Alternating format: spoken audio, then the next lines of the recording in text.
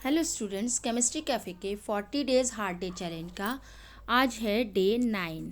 तो आज हम क्वेश्चंस करने वाले हैं aldehyde, ketones and carboxylic acids chapters के कुछ कन्वर्जन्स और कुछ आइडेंटिफिकेशन ऑफ कंपाउंड टाइप के क्वेश्चंस हैं। और ये सारे क्वेश्चंस एग्जाम्पलर के हैं, तो आप ध्यान से देखेंगे और इनको तैयार करेंगे आज ही। ये आपके लिए चैलेंज है, ठीक है। तो हम बात करते हैं पहले क्वेश्चन की। Compound A was prepared by oxidation of compound B, ठीक है, विद एल्केलाइन KMnO4। तो KMnO4 क्या होता है? एक ऑक्सीडाइजिंग एजेंट है। तो ए जो है वो बी से प्रिपेयर हो रहा है। किससे बन रहा है? बी से ए प्रिपेयर हो रहा है ऑन ऑक्सीडेशन। तो KMnO4 यूज़ हो रहा है। और कंपाउंड ए ऑन रिडक्शन वापस क्या बना रहा है? बी बना रहा है। यानी कि ये दोनों कंपाउंड ऑक्सीडेशन और रिडक्शन से बन रहे हैं। और यहाँ पे रिड्यूसिंग एजेंट है lithium aluminium hydride. Gets converted back into compound B when compound A is heated with compound B. यानी कि ए और बी को अगली रिएक्शन में हीट किया जा रहा है इन प्रेजेंस ऑफ H2SO4। तो क्या हो रहा है? ये प्रोड्यूस कर रहा है compound C which has fruity smell, ठीक है। फ्रूटी स्मेल है, यानी कि जो कंपाउंड बन रहा है वो एस्टर बन रहा है। तो एस्टेरिफिकेशन में आपको पता है कि एक अल्कोहल होगा और एक कार्बोक्सिलिक एसिड होगा। अब ए और बी के ऑक्सीडेशन से ए बन रहा है, तो डेफिनेटली ए क्या होगा? कार्बोक्सिलिक एसिड होगा, जो कि हमने यहाँ पे लिखा है, ठीक है। और बी क्या होगा? एक अल्कोहल होगा। तो अल्कोहल KMnO4 के ऑक्सीडेशन से बन रहा है, ठीक है। और ए जो है वापस रिड्यूस होकर अल्कोहल बना रहा है। और दोनों जो हैं वो आपस में रिएक्ट कर रहे हैं यहाँ पर इन प्रेजेंस ऑफ कॉन्सेंट्रेटेड H2SO4।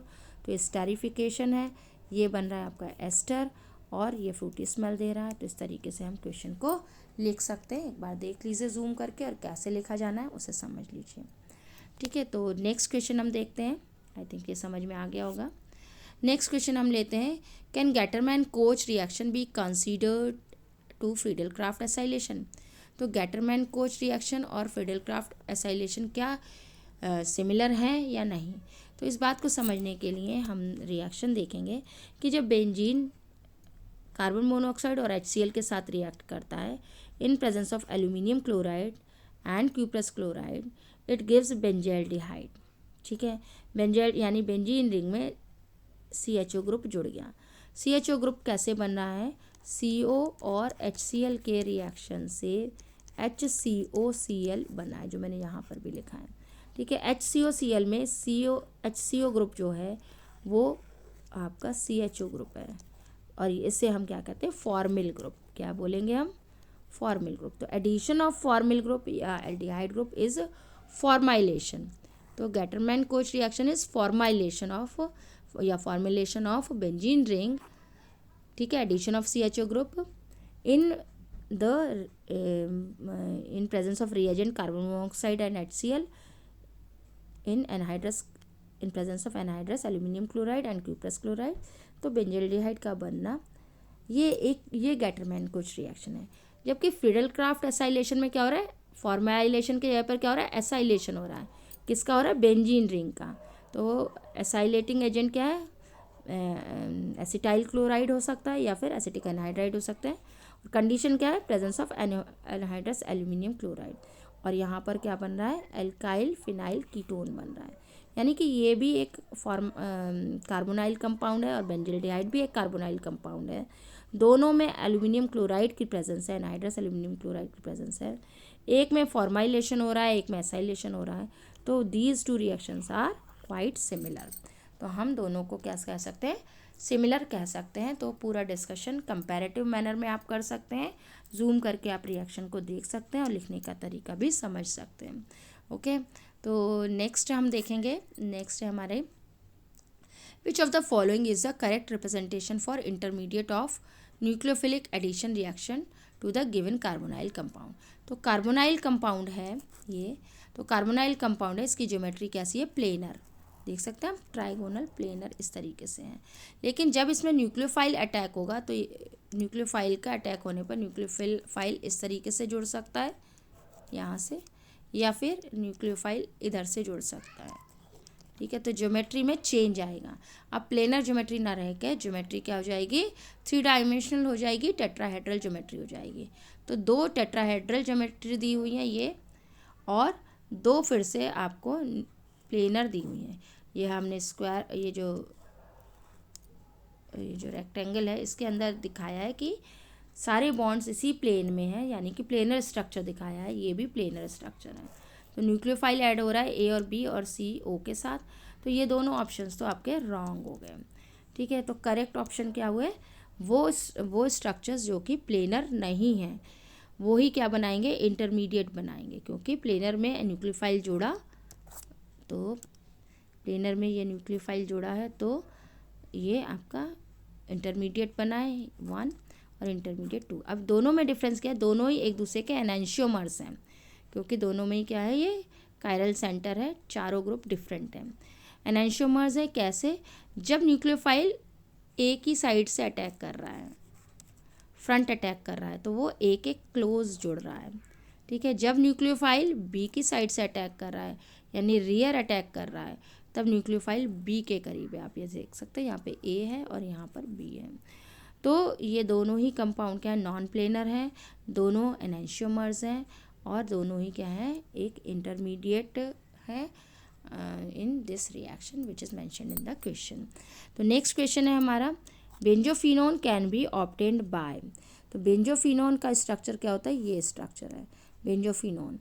इसको कैसे हम ऑब्टेन कर सकते हैं, तो बेंजॉइल क्लोराइड और benzene in presence of aluminium chloride, Friedel-Crafts acylation हो गई, तो बेंजोफिनोन बन जाएगा। ये ऑप्शन, पहला ऑप्शन बिल्कुल करेक्ट है और ये रिएक्शन से जुड़ रहा है। दूसरा क्या है, बेंजॉइल क्लोराइड और डाइफेनाइल कैडमियम। मल्टीपल आंसर वाले क्वेश्चंस हो सकते हैं, तो मेंशन होगा क्वेश्चन में अगर एग्जाम में आता है तो कि मल्टीपल आंसर है इसका, तो आपको देखना होगा। डाइफेनाइल कैडमियम के साथ बेंजॉइल क्लोराइड के 2 मॉलिक्यूल रिएक्ट कर रहे हैं डाइफेनाइल कैडमियम के साथ ड्राई ईथर में, तब भी क्या हो रहा है, बेंजोफिनोन बन रहा है, यानी कि CO हर मॉलिक्यूल के CO के साथ एक C6H5 जुड़ रहा है और कैडमियम क्लोराइड बाई प्रोडक्ट के रूप में निकल रहा है। बेंजॉइल क्लोराइड और फिनाइल मैग्नीशियम क्लोराइड की रिएक्शन होगी तो ये बेंजोफिनोन नहीं बनेगा। आप रिएक्शन लिख के देखें। बेंजीन कार्बन मोनोऑक्साइड जेटन क्लोराइड के साथ भी रिएक्शन में नहीं होगा, तो ये 2 ऑप्शन रॉन्ग हो गए। तो नेक्स्ट क्वेश्चन हम देखते हैं कि through which of the following reaction number of carbon atoms can be increase in the chain.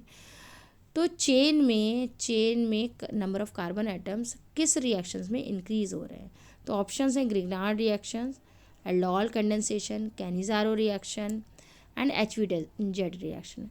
तो चारों रिएक्शंस आपको पता होनी चाहिए और उसके बेसिस पे आप अपना आंसर लिख सकते हैं।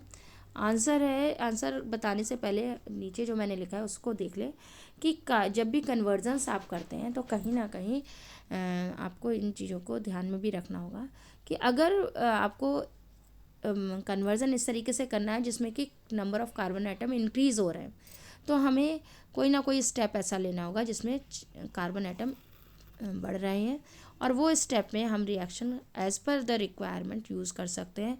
वोटर्स रिएक्शन को यूज़ कर सकते हैं चेन लेंथनिंग के लिए, या reaction with Grignard reagent. Grignard reagent में क्या होता है, R एक अल्काइल ग्रुप होता है जिसमें कार्बन इन्वॉल्व होते हैं, MgBr। तो ये जो कंपाउंड है जिसके साथ ये ऐड होगा उसमें R जुड़ जाने से नंबर ऑफ़ कार्बन आइटम बढ़ जाते हैं। ऐसे ही एल्डोल कंडेंसेशन में ये 2 एल्डिहाइड मॉलिक्यूल्स के बीच में होगा जिसमें कि अल्फा हाइड्रोजन प्रेजेंट है, उनका एडिशन कंडेंसेशन है, मतलब वो कंडेंस हो रहा है, यानी कि इसमें भी number of carbon atom increase होते हैं।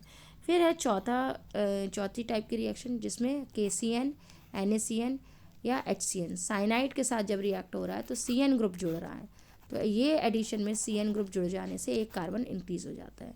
तो वोल्टर्स रिएक्शन, ग्रिग्नार्ड रिएजेंट के साथ रिएक्शन, एल्डोल कंडेंसेशन और साइनाइड के साथ रिएक्शन, ये ऐसे स्टेप्स हैं जो कि नंबर ऑफ़ कार्बन एटम्स बढ़ा देते हैं किसी भी कन्वर्जन के किसी भी स्टेप में, ठीक है। इसी तरीके से दूसरी ओर हमें कई बार नंबर ऑफ़ कार्बन एटम को डिक्रीज़ करने की भी ज़रूरत होती है। तो कार्बोक्सिलेट जो होते हैं, sodium salts of carboxylic acid, जैसे वो सोडा लाइम के साथ जब रिएक्ट करते हैं तो क्या बनाते हैं, हाइड्रोकार्बन बनाते हैं। तो RCOONA जब है सोडा लाइम मतलब NaOH और CaO की प्रेजेंस में, तो ये वाला R और ये वाला H हाइड्रोकार्बन बना लेता है RH, यानी कि ये C हट गया इसमें से और क्या बना लेता है Na2CO3 बना लेता है, यानी नंबर ऑफ कार्बन आइटम कम हो गए।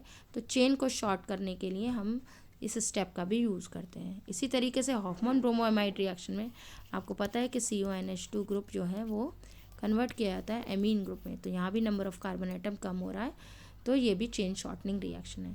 तो ये सारी चीज़ें ध्यान में रखते हुए इस क्वेश्चन का हम आंसर जब देखेंगे तो हमें मिलेगा ग्रिग्नार्ड रिएक्शन और एल्डोल कंडेंसेशन, इन दोनों रिएक्शंस में चेन को हम इंक्रीज़ करते हैं। तो आंसर ये देखिए, रिएक्शन आपको लिखी हुई दिखाई है, ठीक है, और ये हो गया। जबकि कैनिज़ारो रिएक्शन जो होती है वो फॉर्मेल्डिहाइड, जिसमें अल्फा हाइड्रोजन नहीं होते हैं एल्डिहाइड, यानी कि फॉर्मेल्डिहाइड और बेंजिल्डिहाइड की एनओएच के साथ, तो इसमें डिस्प्रपोर्शनेशन रिएक्शन हो रहा है। और हेल्वोल्हार्ड जेलिंस्की रिएक्शन में रेड फॉस्फोरस के साथ हेलोजिनेशन हो रहा है, तो कार्बोक्सिलिक एसिड का, तो क्लोरो सब्सटीट्यूटेड कार्बोक्सिलिक एसिड बन रहा है या हेलो सब्सटीट्यूटेड कार्बोक्सिलिक एसिड बन रहा है। तो आंसर आपके ये दो हो गए एज पर द क्वेश्चन। तो क्वेश्चन को एक बार देख लें और समझ लें। नेक्स्ट क्वेश्चन हम देखने जा रहे हैं, इसको जूम करके देखेंगे तो आपको पॉइंट्स क्लियर हो जाएंगे। नेक्स्ट क्वेश्चन है हमारा, addition of water to alkynes, यानी एल्काइंस में एसिडिक मीडियम में वाटर को ऐड कर रहे हैं in presence of mercuric ions, तो प्रोडक्ट क्या बनेगा, ठीक है। तो एक एल्काइन लिया है ब्यूट 1 आयन, ब्यूट 1 आयन ये रहा आपका ब्यूट 1 आयन, इसमें हाइड्रेशन हो रहा है। हाइड्रेशन में जब होगा तो इस वाले कार्बन पर OH जुड़ेगा और इस पर H जुड़ेगा, यानी एडिशन हो गया। तो क्या बनेगा प्रोडक्ट, ये बन जाएगा, ठीक है, OH और H जुड़ के। फिर नेक्स्ट स्टेप में क्या होता है, ये डायनामिक इक्विलिब्रियम में रहता है आफ्टर प्रोटॉन ट्रांसफ़र, तो ये दोनों बन जाते हैं आपके आइसोमर्स, और ये आइसोमेरिज्म कहलाती है टॉटोमेरिज्म, TAUTORIS। तो टॉटोमेरिज्म TAUTOMERISM, ठीक है। तो ये H यहाँ पे ट्रांसफ़र हो गया, तो ये किस्म हो गया कीटोन, यानी कि सेकेंडरी ये जो अल्कोहल और ये कीटोन, ठीक है, इनके बीच में प्रोटॉन ट्रांसफ़र के कारण एक इक्विलिब्रियम है और ये टॉटोमेरिज्म है, और आपका क्या बन रहा है, एसीटोन बन रहा है, मीन्स एसीटोन नहीं, एक कीटोन बन रहा है। तो ये एग्जाम्पल आंसर इसका हो जाएगा ये, ठीक है। किस एल्काइन में, ब्यूट 1 आयन में अगर हम हाइड्रेशन करें इन प्रेजेंस ऑफ मर्क्यूरिक आयन, तो प्रोडक्ट बना आपका ये। रिएक्शन आपने नीचे देख लिया है, एकदम एक बार क्लियर करके देख लीजिए। नेक्स्ट क्वेश्चन है, which of the following compound more reactive towards nucleophilic addition. तो सारे ही कंपाउंड जो हैं वो कार्बोनाइल कंपाउंड हैं, सारे ही कंपाउंड क्या हैं, कार्बोनाइल कंपाउंड है। कार्बोनाइल कंपाउंड में ये रेजोनेंस के कारण ये जो आयन बनता है ये नेगेटिव और ये पॉजिटिव, तो न्यूक्लियोफाइल जिस पे कि लोन पेयर ऑफ इलेक्ट्रॉन होगा या नेगेटिव चार्ज होगा वो इस पर आकर जुड़ता है, ठीक है, ये आकर यहाँ पर जुड़ेगा इस कार्बन पे। तो वो सारे फैक्टर जो इस कार्बन के पॉजिटिव चार्ज को इंक्रीज़ करेंगे वो क्या होंगे, इस कंपाउंड को, कार्बोनाइल कंपाउंड को ज़्यादा रिएक्टिव बनाएंगे। और अगर ये पॉजिटिव चार्ज डिक्रीज़ हो रहा है तो उसको क्या करेंगे, वो कम रिएक्टिव बनाएंगे। तो यहाँ पे एसिटाल्डिहाइड में मिथाइल ग्रुप है, इलेक्ट्रॉन रिलीजिंग ग्रुप है, इसका प्लस आई इफेक्ट है, यहाँ पर मैंने लिख दिया है, जिसके कारण से इसका जो ये पॉजिटिव चार्ज है वो थोड़ा कम होगा।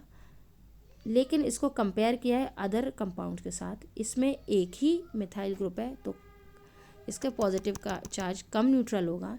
जबकि अगर कीटोन में देखें तो कीटोन में जो प्लस आई इफेक्ट है वो 2 मिथाइल ग्रुप का है, तो इसका जो ये पॉजिटिव चार्ज है और भी कम हो जाएगा। यहाँ पर देखेंगे CHO ग्रुप बेंजीन रिंग के साथ जुड़ा हुआ है, तो बेंजीन रिंग का प्लस आर इफेक्ट है, बिकॉज ये जो कार्बोनाइल है वो अपनी ओर इलेक्ट्रॉन को खींच रहा है। तो ये क्या होगा, इसकी वजह से भी ये ये वाला कंपाउंड कम रिएक्टिव हो जाता है। और यहाँ पर इस कंपाउंड में एसीटोफिनॉन में इलेक्ट्रॉन प्लस आर इफेक्ट जो है वो बेंजीन रिंग का और plus I effect of methyl group इसके कार्बन के इस पॉजिटिव चार्ज को बहुत कम कर देता है, जिसकी वजह से ये तीनों ही कंपाउंड जो हैं वो क्या होते हैं, ये वाले तीनों कंपाउंड कम रिएक्टिव हो जाते हैं और सबसे ज़्यादा रिएक्टिव इथेनॉल होता है। तो इसका आंसर ये हो गया। फिर हम नेक्स्ट क्वेश्चन देखेंगे। नेक्स्ट क्वेश्चन है the correct order of increasing acidic strength is.